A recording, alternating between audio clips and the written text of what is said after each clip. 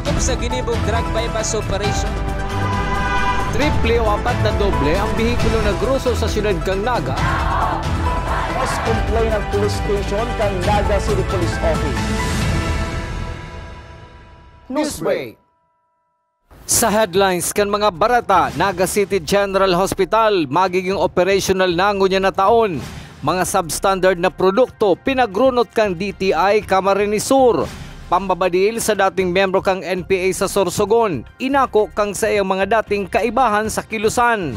NCF Junior Camps may tulunggana na sa nagpapadagos na Bukal Season 5. Diyos marhay ng hapon. Ako si Mark Mendoza. Asin ako, si Antoinette Eduardo. Kami ang sa indong tagapagatud, Bareta.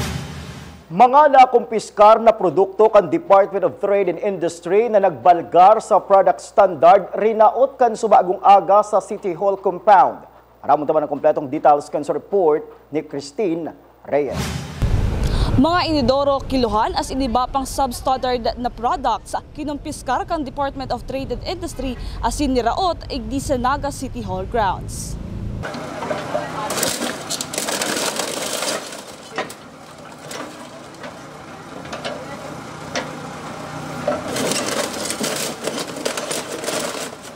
Pagbalgar sa product standard law ang kakaatubangan na violation kan may mga sadiri na tindahan na makukumpiskaran ni mga substandard na produkto. Dahil sa nag-comply duman sa required standards na pinapautog kang government.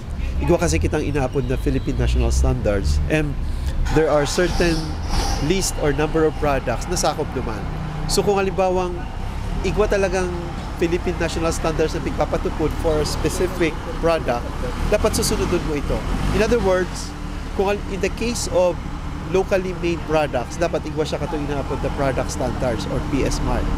So gusto sabihon, nagpasa siya duman sa testing na ginigibo kang Bureau of Product Standards. Huli kaini tatawanan in 48 hours ang mga negosyante para mag-report sa opisina kan DTI para makapagpaliwanag o magtao din patunay na ang saindang produkto nagsusunod sa protocol kang ahensya. Actually, ang procedure kayan upon enforcement, pag nadokupan siya na igwa siya katong mga substandard products, we immediately issue notice of violation. So within 48 hours, pag na-issuean siya ni notice of violation, ma-report siya sa opisina mi. So dapat ma-report siya within 48 hours para magpaliwanag or para tawan siyang due process. Meaning, baka igwa siyang mga certificates talaga na nagpapatunay na hindi within the standards, dahil lang ngayon na ilakop or dahil lang ngayon na ipresenta sa certificate. So they are given 48 hours na due process para patunayan nila na dahi talaga. Ang mga nakuha na plywood, wire asin inidoro, imbis raoton, itataw asin idodonate para mas mapakinabangan ini. So instead of destroying them, idodonate ta duman sa mga nagigibukang kakao or tableya, tangaring pakinabangan. Anyway, bako man siyang gagamitin for construction, gagamitin talaga siya for food processing, which is a lot safer.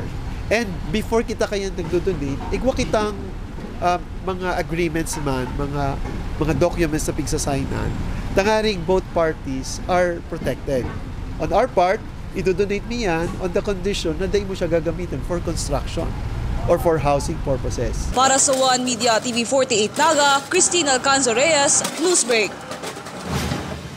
Mientras tanto, suportado man kan Hardwares Owners Association of Camarines Sur na pinamamayuhan ni Mr. Solomon Ngo ang kampanya kan Department of Trade and Industry na kumpiskaron ang mga substandard na produkto. Susog sa negosyanteng si Solomon Ngo, nagkaigwasindanin kasurog sa advokasya laban sa mga nagpapabakal nin substandard na produkto sa probinsya nin Camarines Sur. Ang mga maluluyang klase nin materyales ang nagdadara subuot nin peligro sa mga struktura na pinagkokonstruir. So with this activity, ipinapaabot sa publiko na maging aware kita sa gabos ng mga babakalon ta. Totoo po, barato yan, pero mag-isip kita, mas makakabarato po kita kung ang bakalunta po ay standard product. Kasigurado po, pag binakalunta ay standard product, panghabang buhay po iyan. At the same time, ligtas po ang sa tuyang mga buhay. Sa iba pang bareta, Dain nasunod si abiso kan DPWH na alas 6 nin aga isasara sa bulos kan trapiko ang Del Rosario, Cararayan, San Isidro Road kasubagong aga para sa pagpuon kan pagpatrabaho sa pagpapahiwas kan tinampo sa nasabing lugar. Pasado alas 9 na nin aga kan ibalagbag kan mga personahe kan Public Safety Office ang barikada palaog sa tinampo kan Del Rosario. Apwera sa karatula na nakabugtak sa gilid kan tinampo, mayo naman na dangog na anunsyo hali sa DPWH o Public Safety Office mapadapit digdi. Sa iba pang bareta, Naga City General Hospital magiging operational ngunya na taon 2023. Ang detalye sa report ni Melvin Machado. Kung ang abiso kang City Engineers Office sa kontratista, kinaga City Mayor Nelson Ligacion ang masusunod. Ngunya ng Nobyembre may turn over sa lokal na gobyerno kang Naga ang Phase 1 kang Naga City General Hospital na sa New Balatas Development Area. Alagad kaipuhan pa magkakalyong assessment kung kaya mayo pang eksaktong petsa sa masunod na bulan. Alagad ang sinisiguro ni Mayor Ligacion. Ngunya ng Nobyembre as in Disyembre magiging operational ang nasabing ospital. Dahil lang kita nakakasiguro pa ngunyan dahil i-assess pa po giraray kung ano si exact date na mapoon si operation kan Naga City General Hospital within the month of November ba yan o kaya early part of December. Pero ang sigurado within this remaining part of the year operational na po ang sa tuyang Naga City General Hospital. Bako na po siya duman sa Peña Francia. Ang babayaan na Naga City Hospital sa may Peña Francia Avenue, siyudad kang Naga, magiging sarong primary healthcare facility kang Naga na igwang doktor, nurses, midwife asin iba pang pasilidad. Itong facility po duman sa itong structure duman sa Peña Francia, si Satuya pong City Hospital duman, that will be reduced to a primary healthcare facility.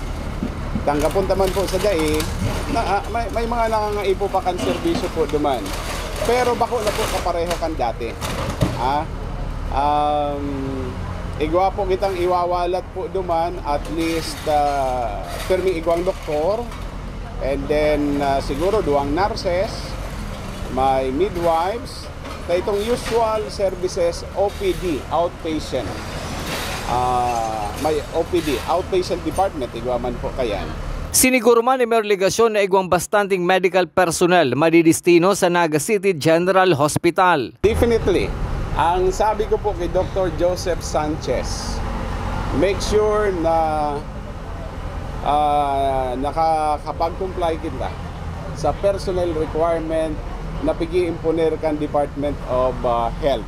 So provide me with a listing of medical personnel na kinakaipuhan.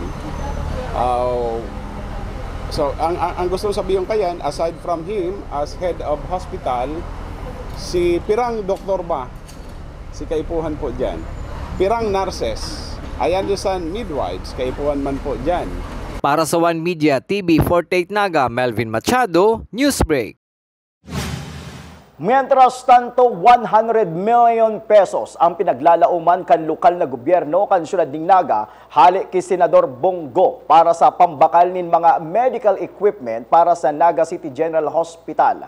Susog kay Mayor Nelson Ligacion, igwasubot nin asigurasyon na hali sa opisina ni Senador Bongo, alagad kaipuan mo ng mahiling sa General Appropriation Act of 2024 ang nasabing kantidad. Kan sarong simana, nakakuha po kita nin asigurasyon, although kaipuan pang mahiling sa General Appropriations Act for the year 2024, si promesang tabang sa Satuya ni Senator Bong Revilla, Bongo, in the amount of 100 million pesos for the purchase of necessary hospital equipment for our Naga City General Hospital. Sa pagbabalikan news break, pambabadil sa dating miyembro kan rebelding NPA sa Sorsogon, inako kan dati niyang mga kaibahan. Iyan asin iba pang mga bareta sa pagbuelta kan One Media TV 48 Naga Newsbreak. Dagom sa ginibong drug bypass operation. Triple o apat na doble ang bihikulo na gruso sa siyudad kang Naga. Mas complain ng police station kang Naga City Police Office. Newsbreak. Flight attendants, prepare for takeoff, please.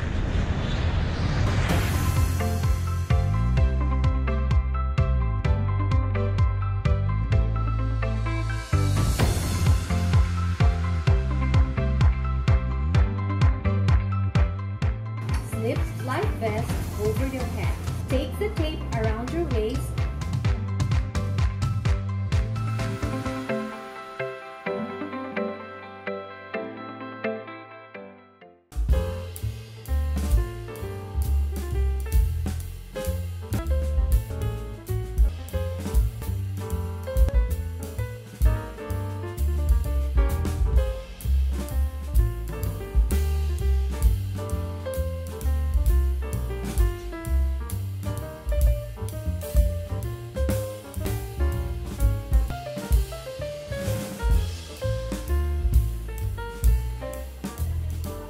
Life at home is better with Unlimited. Unlimited fiber all day, day, day. Unlimited entertainment all the way. Unlimited goals for the family. Unlimited cares so the fam's all. Enjoy all these for just 1,399 pesos. Have it all, have it all. Get the PLDT Home Fiber Unli All 1399 today. Apply now and have it all, have it all.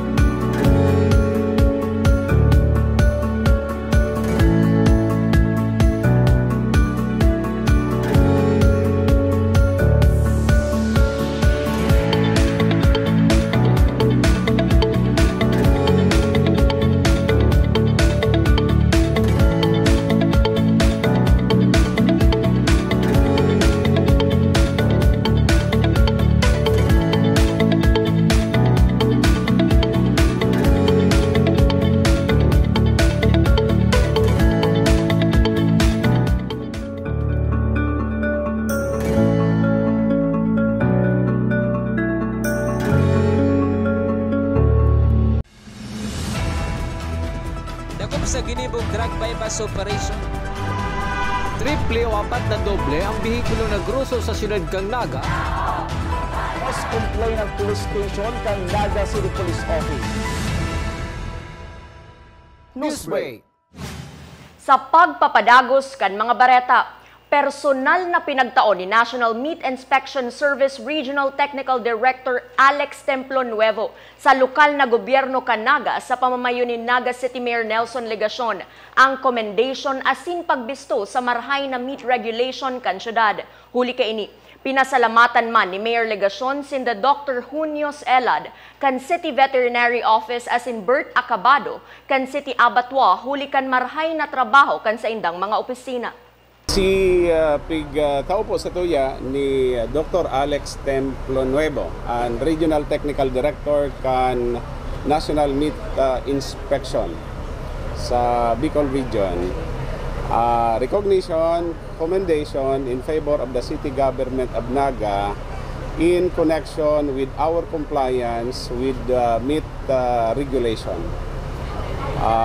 Ipinapahiling po duman na sa Bicol Region and in fact in the entire country, sarap po kita sa mga local government units na nanginginutan nagkukumple sa required standards insofar as meat regulation is concerned. Padagos pa sa mga bareta, ang mga banwaan kan Kanaman, Bumbon, Magaraw, Kamaligan, Gainsa, Milaor, asin Minalaba, Camarines Sur ang nagbubunno kan sa indang urig sa slaughterhouse kan lokal na gobyerno kan syudad ning Naga bilang district slaughterhouse digdi sa Camarines Sur. Susog ki NMIS Regional Technical Director hasta dain nagkakaigwanin NMIS standard slaughterhouse ang nasabing mga banwaan padagos sindang aakomodaron kan lokal na gobyerno kan syudad ning Naga. Ang inot na clustered ay Bumbon, Magaraw, Kanakman, Kamaligan, Gainsa and Milaor, no? And last February nadagdag po si Minalabak. Sa police report, sa paagi kan pinagpaluwas na press release kan Celso Minguez Command sa probinsya kan Sorsogon, inako kaini ang paglilikidar sa dati nindang kaibahan na si Ray Esposado alias Rigor kan nakalihis na Sabadong hapon mientras nayaon sa laog kan Sarong Bulangan sa barangay Ginlahon, Sorsogon ang biktima. Binadil mientras na naglalakaw ang biktima kan duwang dai pa pinagpapangaranan na sospek na armado nin halipot na kalibre nin badil. Kasumpay kaini, nagpaabot naman nin pakikidumamay ang PNP Bicol sa pamilya kan biktima, kasabay kan pagsiguro na matatawan seguridad ang pamilya kan ginadan na dating rebelde. Sa iba pang bareta, NCF Junior Cubs nakapagrehistro na nin tulong kapangganahan sa nagpapadagos na Bukal Season 5. Aramon taman ang kompletong details sa report ni Kayla Kasulya.